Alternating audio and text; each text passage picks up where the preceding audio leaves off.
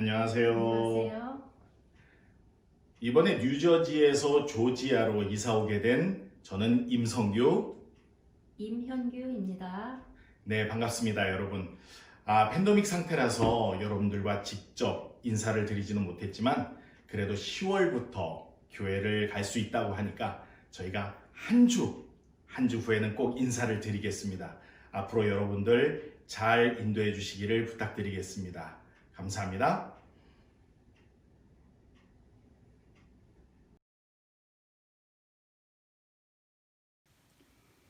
하늘에 계신 아버지, 저희들에게 귀한 안식일을 다시 허락하셔 주셔서 감사합니다. 이 기쁜 안식일, 참으로 주님의 성전에 가지 못하고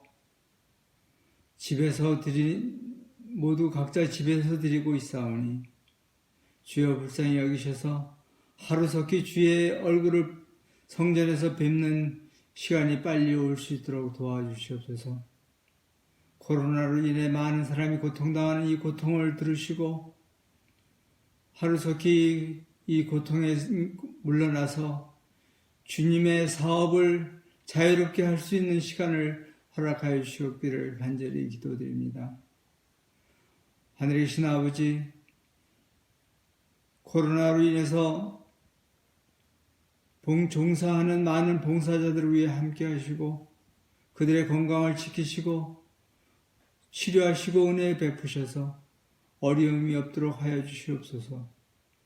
또한 여러 가지 질병으로 인해서 고통당하는 주의 자녀들을 기억하시고 이 안식일에 치료하는 안식일로 회복하는 안식일로 주여 역사하여 주시옵소서. 주님 또한 이 안식일 주님의 말씀을 대언하는 종의 성령의 능력을 부어주시다. 그 말씀을 통해서 저희가 다시 한번 깨어나고 살아서 주님을 맞이하는 귀한 안식일이 되도록 축복하시고 주님의 재림을 해서 우리가 마음을 다시 한번 정신을 차리고 일어날 수 있도록 도와주시옵소서. 우리의 생각이, 우리의 마음이 오직 주님을 다시 만날 그 재림의 날을 생각하며 우리의 품성을 개발하며 살 수 있도록 주여 축복하시고 도와주시옵소서. 이 예배 시간 온전히 주님께서 영광 받아 주시옵기를 예수님의 이름으로 기도합니다. 아멘.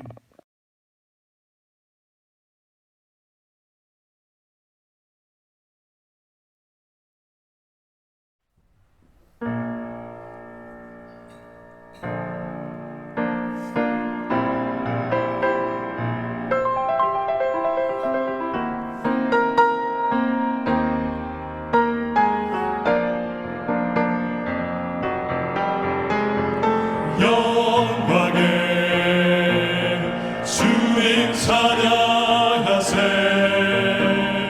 모든 영광 능력 권세 예수님께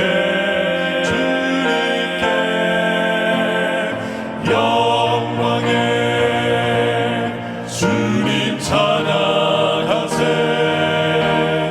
죽으시고 부활하신 만왕의 왕, 두 손을 높이 들고 주 이름 찬양. 존귀와 영광 모두 주 예수님께. 영광의 주님 찬양하세. 죽으시고 부활하신 만왕의 왕, 두 손을 높이 들고 주 이름 찬양. 죽음에서 부활하신 나의 주, 나의 주. 거룩 거룩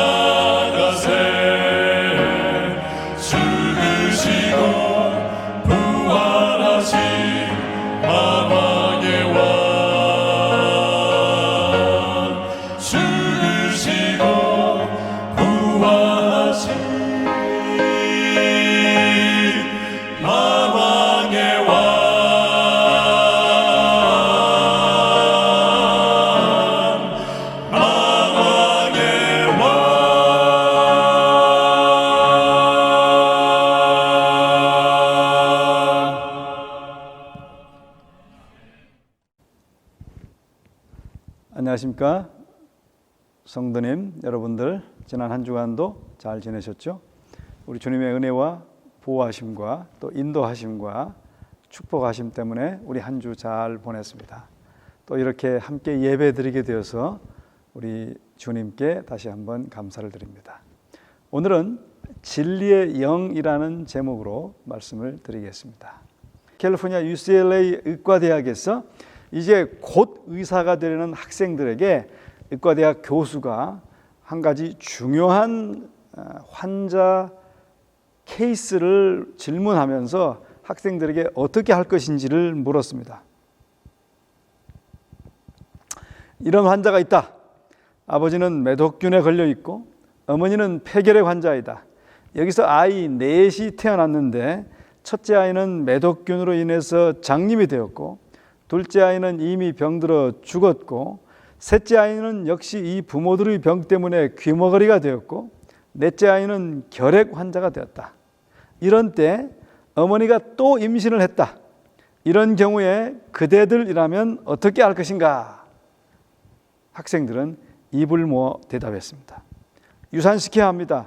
아버지가 매독 환자요, 어머니가 폐결핵 환자이며 이미 낳은 아이 넷도 다 그 모양이 되었는데 이러한 악조건에서 아이를 또 낳으면 어떻게 되겠습니까? 당연히 유산시켜야 하지 않겠습니까? 그러자 교수는 점잖게 아주 정중하게 이렇게 말했습니다. 그대들은 지금 베토벤을 죽였다. 우리가 아는 악성 베토벤은 바로 그런 환경 가운데서 1770년에 태어납니다. 이 태어날 아이가 바로 베토벤이었던 것입니다. 이 비유처럼 편견은 사람을 죽이게 합니다. 편견은 영적으로도 사람을 죽입니다. 예를 들면 경찰관 하면 무조건 무서운 사람으로 보기 쉬운데 사실은 그렇지 않은 사람이 많습니다. 우리가 학교에서도 교장 선생님 하면 평교사들보다 훨씬 더 훌륭한 인물로 생각하기 쉬운데 오히려 그렇지 못한 경우도 많습니다. 흔히 작은 고추가 맵다고 하는데 제가 작은 고추를 먹어보니까 맵지 않은 게 더 많습니다. 또 키 큰 사람이 싱겁다 하는데 그렇지 않은 키 큰 사람이 많이 있습니다. 편견은 영적으로 사람을 죽일 뿐 아니라 진실을 받아들이기 힘들게 합니다. 제자들도 예수님의 가르침을 받아들이기가 아주 힘들었어요. 왜 그랬을까요? 서기관들과 바리새인들의 유전이나 금원과는 다른 예수님의 교훈을 지킨다는 것은 제자들에게 있어서 가장 어려운 일이었습니다. 왜 그랬을까요? 그들은 랍비들의 가르침을 하나님의 음성과 같이 받아들이도록 교육을 받아왔으며 이것은 아직도 그들의 마음을 지배하는 능력을 휘두르고 있었고 그들의 정서를 형성시켰던 것입니다. 또 랍비들의 가르침대로 세속적 축복이 하나님의 선물이라는 생각으로 인해 세속적 생각과 현세의 사물이 아직도 그들의 생각에서 큰 위치를 차지하고 있었습니다. 그렇게 편견으로 가득 차 있었던 것입니다. 그래서 예수께서 그들에게 그렇게 자주 진리를 설명하셨지만 그들은 그리스도의 나라의 영적 성질을 깨닫지 못하였습니다. 그들은 그리스도께서 제시하신 성경 말씀의 가치를 이해할 수 없었습니다. 영감의 글은 그것을 이렇게 말합니다. 사람들의 마음이 편견으로 채워져 있는 동안 하나님의 책망과 경고와 격려의 말을 듣는다면 그들은 생명에서 생명에 이르는 향기가 되도록 그들에게 보내진 기별의 참뜻을 깨닫지 못할 것이다 그랬어요. 이 말씀처럼 그들은 그리스도께서 제시하신 성경 말씀의 가치를 잘 이해할 수 없었습니다. 그분의 교훈의 대부분이 이 제자들에게 거의 잃어버려진 것처럼 보였습니다. 예수님께서는 그들이 당신의 말씀의 참된 의미를 파악하지 못하였다는 사실을 아셨습니다. 그래서 예수께서는 그들에게 요한복음 16장 13절에 이렇게 말씀하십니다. 진리의 영이 오시면 그가 너희를 모든 진리 가운데로 인도하시리니.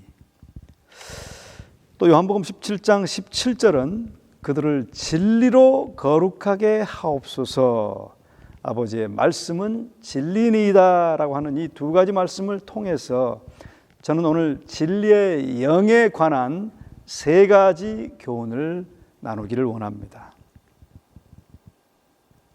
자, 첫째, 진리의 영은 위안자이시다라고 하는 것입니다. 여기 이 16장에서 진리의 영이라고 기록된 성령은 요한복음 14장 26절에 보면 보혜사라고 기록하고 있습니다. 이 한국어 번역은 약간 혼동을 가져오지만 영어는 잘 번역해 놓았습니다. 영어는 보혜사를 컴포터라고 기록해 놓았어요. 요즘 현대어에서 컴포터는 아주 부드럽고 편안한 이불을 말하지 않습니까? 자, 그런데 이 컴포터 영어 단어를 한국어로 번역하면 뭐라고 해야 될까요? 이 개역 성경은 보혜사라고 번역해 놓았는데 영어 컴포터와 비교해 보면 조금 이상하죠. 그런데 킹흠정역은 잘 번역해 놓았습니다.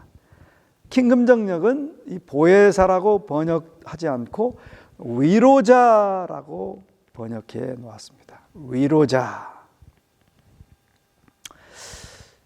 그래서 저는 위로자라는 번역을 참 좋아합니다.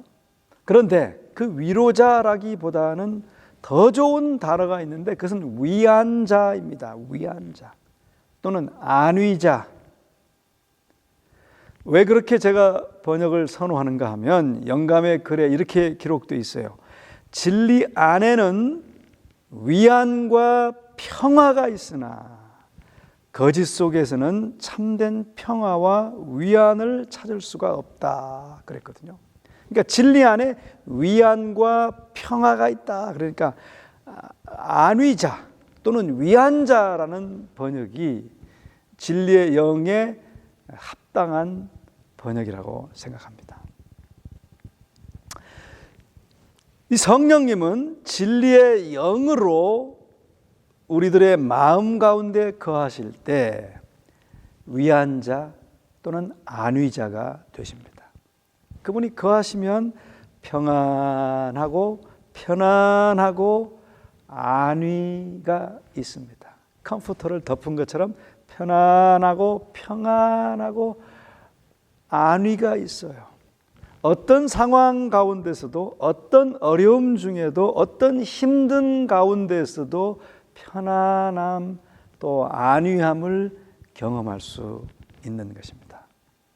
자, 진리의 영, 즉 안위자가 우리 마음에 거하셔야 평안하고 안위가 있는데 그러면 이 진리의 영, 안위자가 어떻게 우리 마음에 거하십니까?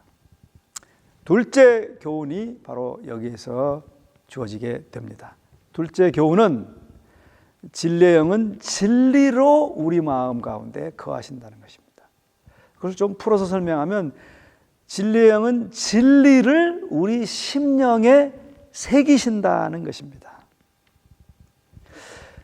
자, 여러분, 사단은 거짓 교리와 거짓 이론과 유전을 통하여 마음을 지배하는 세력을 얻습니다. 무슨 말인가 하면 사단은 사람들을 거짓 표준, 거짓 수준, 거짓 기준으로 인도함으로 인해서 우리들의 품성을 일그러지게 형성합니다. 제자들도 그랬어요. 바리새인들과 서기관들의 잘못된 가르침으로 인해 그들의 정서가 형성되었거든요.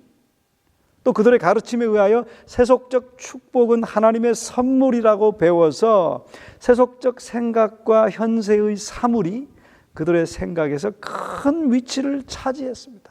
그래서 그것을 얻으려고 그걸 구하려고 계속 추구하며 살았기 때문에 그들의 마음 가운데는 평안도 위안도 없었던 것입니다.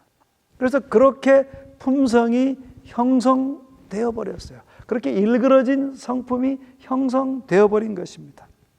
그래서 그들의 마음에 진리가 심겨져야 하였습니다.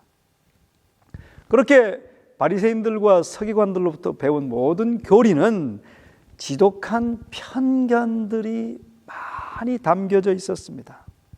이 편견이라고 하는 것은, 편견의 뜻은 한쪽으로 치우쳐서 본다라는 뜻이죠. 즉 공정하지 못하고 한쪽으로 치우친 생각이나 견해인 것입니다.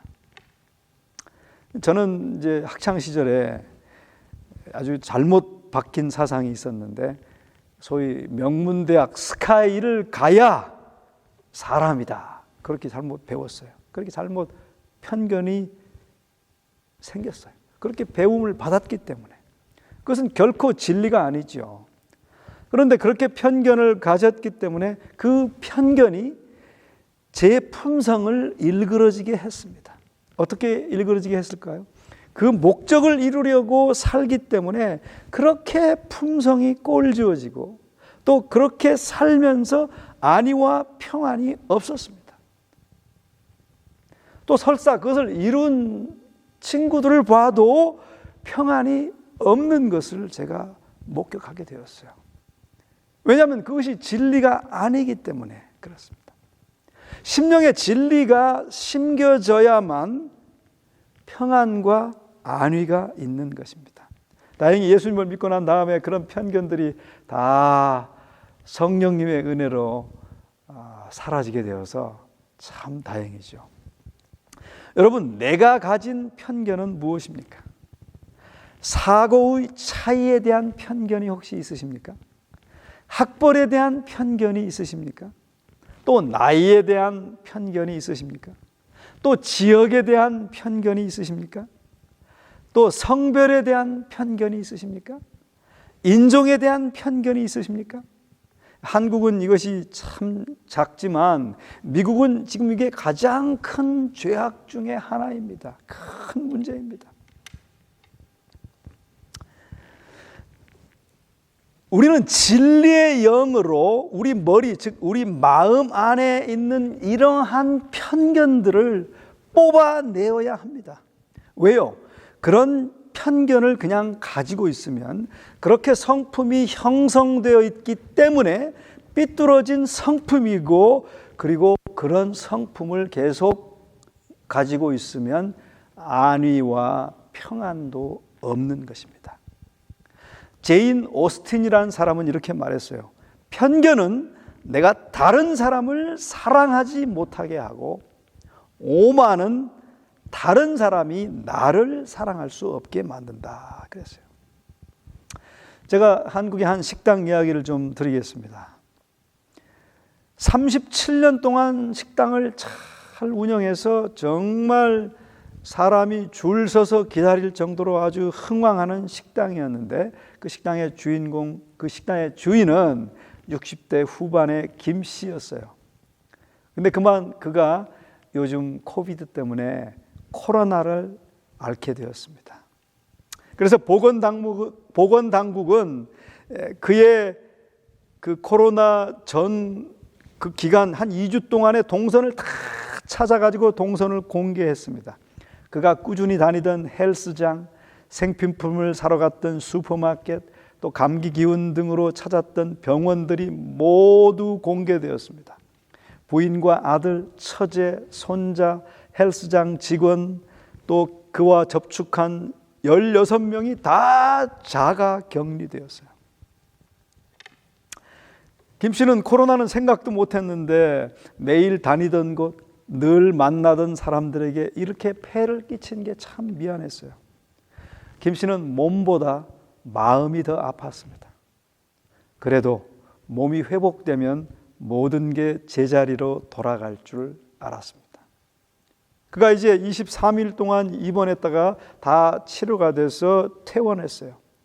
그가 접촉한 접촉자 중에 추가 감염자는 없었습니다.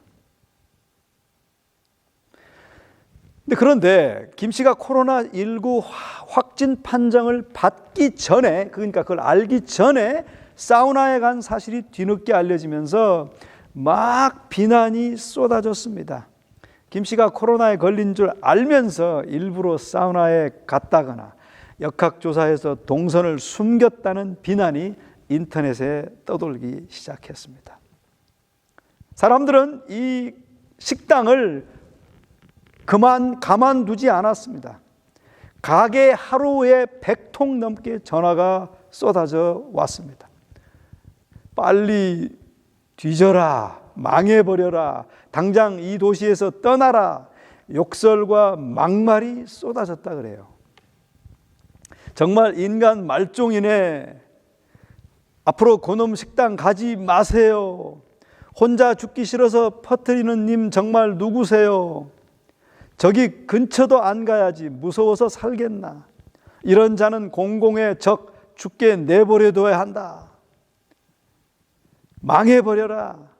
죽어라. 당장 떠나라. 이 김씨 부부는 지쳐갔습니다.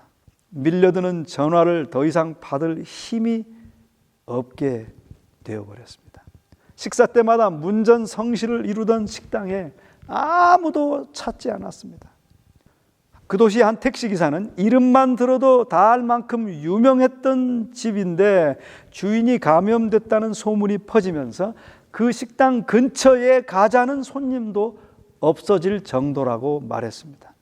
손님만 떠난 게 아니었어요. 신문 배달원도 감염이 두려워서인지 신문을 넣지 않았습니다. 다른 식당 음식을 시켜 먹으려 해도 거부당하기 일쑤였어요. 식당이지만 다른 식당 음식을 좀 시켜 먹으려 해도 이 김 씨가 전화를 하면 거부당하기 일쑤였습니다. 몸이 불편할 때마다 방문했던 병원은 굳이 올 필요 없다, 증세를 알려주면 처방전을 약국에 보내놓겠다라고 그렇게 말할 정도였어요. 코로나 낙인이 찍혀버린 그들은 정말 피폐해져 버렸던 것입니다. 코로나19는 나았지만 그들은 새로운 병이 걸렸습니다. 수면장애, 공황장애, 우울증까지 앓게 되어버린 것입니다. 코로나19에서 회복되면 모든 게 제자리로 돌아갈 거라는 김씨 부부의 바람은 헛된 희망이었습니다. 제자리로 돌아온 건 몸뚱이뿐, 다른 모든 것은 나빠져 버린 것입니다. 여기 한국질병관리본부의 정례 브리핑 중에 말한 한 말이 있습니다. 코로나19 오늘의 한마디, 편견이 없도록. 코로나19에 감염된 학생이 생길 수 있습니다. 우리가 보살펴야 할 한 명의 환자로서 편견 없이 따뜻한 배려와 관심을 보여주세요. 더불어 안전한 학교를 만들기 위해 노력해 주시는 학생, 교사분들께 감사와 격려를 보냅니다. 그랬어요. 여러분, 성령께서는 그러한 편견들을 다 제거하시는 분입니다. 성령께서는 성경 말씀을 통하여 마음에 말씀하시며 진리를 심령에 깊이 새기십니다. 성령께서는 잘못, 즉 편견을 드러내고 심령에서 그것을 내쫓으십니다. 퇴출시키십니다. 죄가 들어오기 전에는 사람의 마음은 사랑의 마음이었는데 죄가 들어온 후 수없이 많은 편견으로 인해 그렇게 일그러진 사람들이 되었지만 성령께서는 마치 장도리로 일그러진 못을 빼내시는 것처럼 우리들의 심령에서 잘못된 편견을 빼내십니다. 그리스도께서는 진리의 영으로 말미암아 말씀을 통해 역사하셔 당신의 택하신 백성을 함양하십니다. 진리의 영이 사람의 마음속에 역사하게 되고 이 역사를 당사자가 갈망하고 동의하게 될 때 그의 안에는 새로운 본성이 심겨지게 됩니다. 진리의 영은 그들의 마음 가운데 하나님의 말씀의 원칙을 심어주심으로써 사람들 속에 하나님의 속성을 개발시키십니다.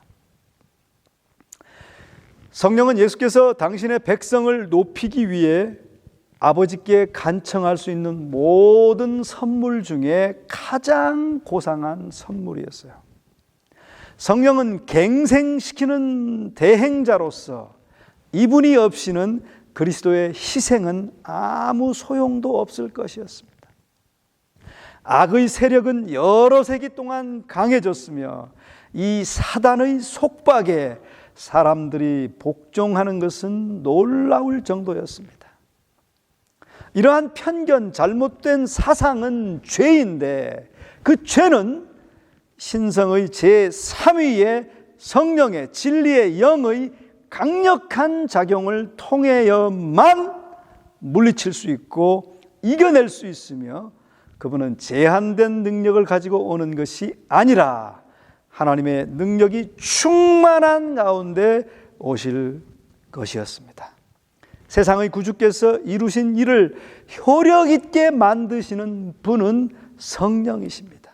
그 성령께서 예수님의 놀라운 십자가의 은혜를 개인의 삶에 가지고 오셔서 심으시고 그 개인의 품성을 함양하십니다. 성령은 그렇게 마음을 순결하게 만드십니다. 이 진리의 영을 통하여 신자는 신의 성품에 참여하는 자가 되는 것입니다. 그리스도께서는 모든 유전적이며 배양된 악의 성향들을 이기며 자신의 품성을 당신의 교회에 새기는 거룩한 능력으로서 진리의 영을 주셨습니다. 자, 정리하면 진리의 영으로부터 배울 수 있는 두 번째 교훈은 사람의 심령에 진리를 심으신다는 것입니다. 자, 세 번째는 주님의 영광을 나타내신다는 것입니다. 진리의 영에 대하여 예수께서는 16장 14절에 그가 즉 진리의 영이 내 영광을 나타내리라 라고 말씀하셨습니다. 그 말이 무슨 뜻인가 하면 영감의 글은 이렇게 설명합니다. 구주께서 당신의 사랑을 표명하심으로 아버지의 영광을 나타내려고 오신 것처럼 성령께서도 당신의 은혜를 세상에 나타내심으로 그리스도께 영광을 나타내셔야 하였다 그랬습니다. 그 뜻이 무슨 뜻인가 하면 바로 하나님의 형상이 인간에게 재현되어야 한다는 것입니다. 진리의 영이 편견투성이의 사람 안의 편견들을 뽑아내고 진리를 심어 그 진리를 생애하게 하여 하나님의 품성을 형성하여 하나님의 형상이 인간에게 재현되게 하는 것이 바로 진리의 영이신데 그렇게 해서 주님의 영광을 나타내신다고 하는 것입니다.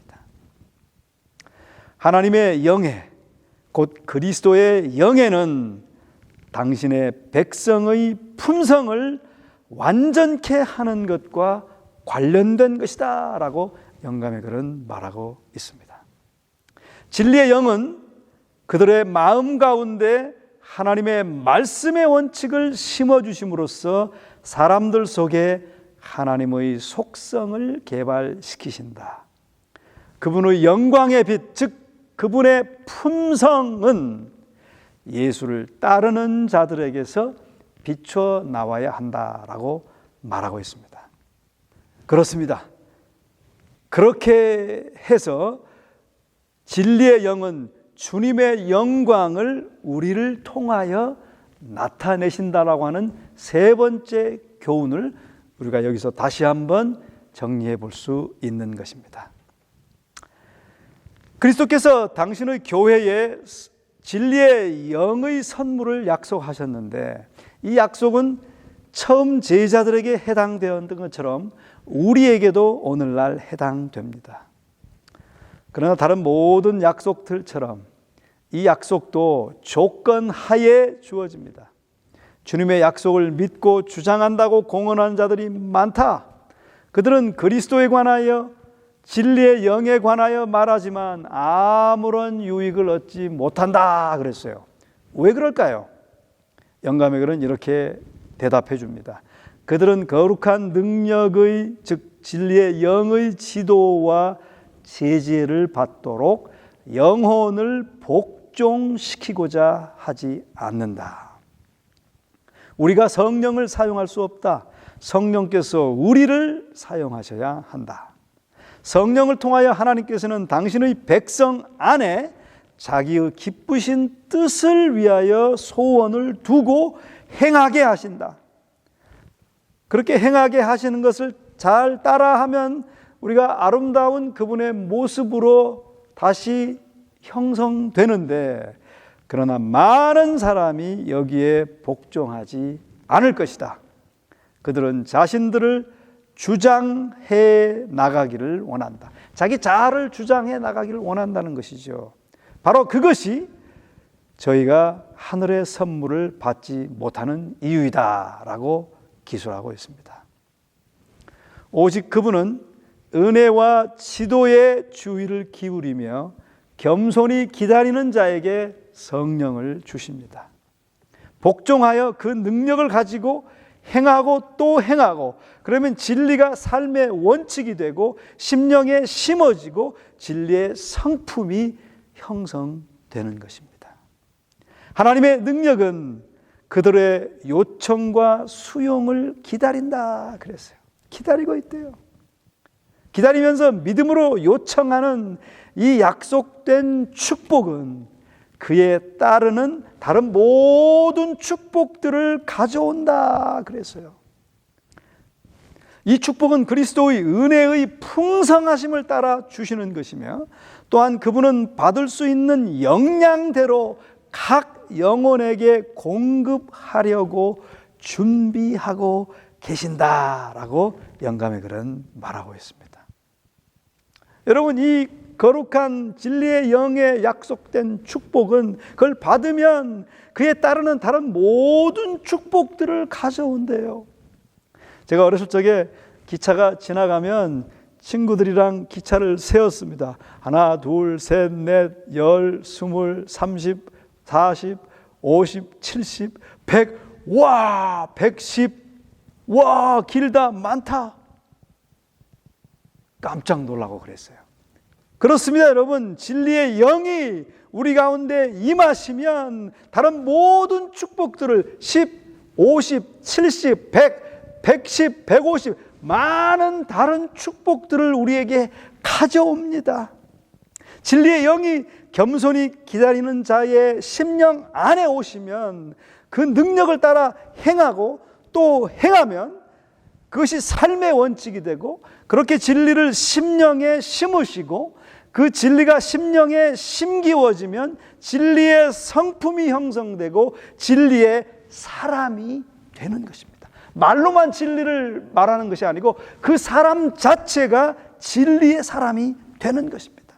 그 축복은 10, 50, 100을 넘어서 무한한 다른 모든 축복의 삶이 된다고 하는 것입니다. 여러분, 그 축복을, 그 진리의 영의 임하심의 축복을 우리 모두가 풍성하게 누리시기를 간절히 축원합니다. 미국 시골의 통나무집에 한 병약한 남자가 살고 있었습니다. 그 집 앞에는 큰 바위가 있어 집을 출입하는데 늘 힘들어했습니다. 어느 날 하나님이 꿈에 나타나 이렇게 말씀하셨어요. 사랑하는 아들아, 집 앞의 바위를 매일 밀어라. 그때부터 그 병약한 남자는 희망을 품고 매일 바위를 밀었습니다. 8개월이 지났을 무렵 그 남자는 점차 자신의 꿈에 회의가 생기기 시작했어요. 아무리 생각해도 바위의 위치가 변한 것 같지 않았기 때문입니다. 이상한 생각이 들어 바위의 위치를 자세히 측량해 보았더니 역시나 바위가 1인치도 옮겨지지 않은 것을 발견했어요. 그는 현관에 앉아 지난 8개월 이상의 수고가 헛수고가 되었다고 원통해서 엉엉 울었습니다. 바로 그때 하나님께서 찾아와 그 옆에 앉으며 물으셨습니다. 사랑하는 아들아, 왜 그렇게 슬퍼하지? 병약한 남자는 이렇게 대답했습니다. 하나님 때문입니다. 하나님 말대로 지난 8개월 동안 희망을 품고 바위를 밀었는데 바위가 전혀 옮겨지지 않았습니다. 그때 하나님이 말씀하십니다. 나는 내게 바위를 옮기라고 말한 적이 없단다. 그냥 바위를 밀라고 했을 뿐이야. 이제 거울로 가서 내 자신을 한번 보렴. 거울 앞에 선 그 남자는 자신의 변화된 모습에 깜짝 놀랐습니다. 거울에 비춰진 남자는 병약한 남자가 아니라 근육질의 남자였기 때문이었습니다. 동시에 이런 깨달음이 스쳐 지나갔어요. 지난 8개월 동안 밤마다 하던 기침이 없어졌구나. 매일 기분이 상쾌했었지. 잠도 잘 잤었지. 하나님의 계획은 바위의 위치를 옮기는 것이 아니라 그를 변화시키는 것이었습니다. 그에게 일어난 변화는 바위를 옮겼기 때문이 아니라 바위를 밀었기 때문에 생긴 것이었습니다. 사랑하신 우리 성도님들이시여, 계속해서 우리 자아를 그렇게 밀게 되시기를 간절히 바랍니다. 진리의 영을 겸손하게 바라시고 간구하시고 그 진리의 영을 통하여 자아를 계속해서 밀게 되시기를 바랍니다. 그리고 진리의 영에 굴복하시기 바랍니다. 그리고 굴복하시면서 그분이 말씀하시는 대로 능력 주시는 대로 행하게 되시기를 간절히 바랍니다. 그렇게 행하면 그것이 진리의 원칙이 우리의 삶의 원칙이 되고 그것이 우리 심령에 심기워지고 이제 진리의 성품이 이루어지고 진리의 사람이 되고 평안과 안위와 사랑의 사람이 되게 될 것입니다. 여러분, 우리의 모든 시간도, 모든 재능도, 모든 재물도, 모든 어려움도 진리의 영의 인도대로 복종하면 모든 것을 통하여 우리는 주님 닮은 모습으로 나오게 될 것입니다. 코로나가 길어진다고요? 지치고 기진맥진하다고요? 여러분, 지치지 말고 계속해서 진리의 영을 통하여 우리 자아를 밀게 되시기를 주의 이름으로 간절히 축원합니다. 잠시 기도하시겠습니다. 사랑의 아버지 하나님, 다시 한번 진리의 영을 통하여 귀한 진리를 우리에게 깨닫게 하셔서 감사합니다. 우리 심령에 임하시고 진리를 심어주시고 또 그 진리를 살게 하시며 그것이 우리의 품성이 되게 하셔서 진리의 사람으로 우리를 빚어 주시옵소서.